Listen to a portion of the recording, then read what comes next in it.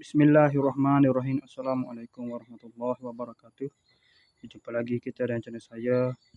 Hari ini hari Ahad, 4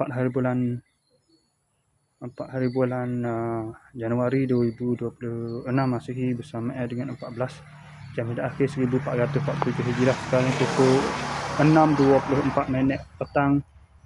Seperti biasa, video dalam report kita untuk hari ini. Lepas pada buat video dalam report kemarin, rumah ni tak? Ya. Lepas maghrib saya buat dalam report je lah. Ya kan, lepas maghrib. Lepas semaya syak baru saya keluar pergi cari tu. Ajak nak pergi makan sup. Cuma maksud tak ada, ibu dia tutup. Lepas tu pakai kona Dah Fikri minum Megunda. Dia buka dah 9.30 tu. Fikri buka dah lama lah. Lepas tu pergi makan situ, makan sup situ. Lepas selesai dah kerja tu,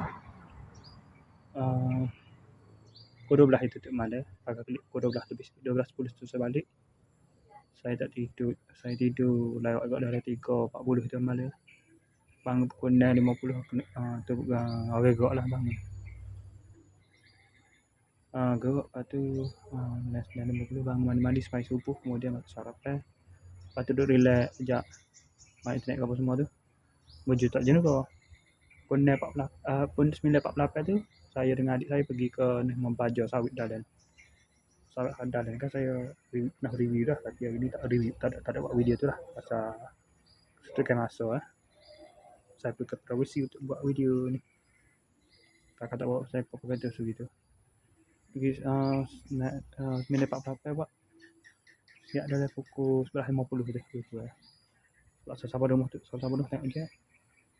12.5 minit.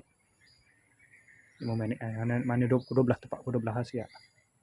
Lepas tu semaya Zuhur pada pukul 2 petang. Lepas tu lepas semaya Zuhur tu terus tidur lah. Sedar tu pukul 5 tidur ngantuk tidur pukul 2 tu lepas semaya Zuhur tu. So ngantuk tidur. Sedar pula pada pukul 5.14 petang. Bangun makan nasi.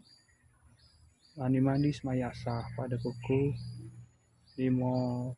Lepas tu konek ni 10 kat ni mari sini. Lepas tu pukul 6.24 tadi tu buat video ni.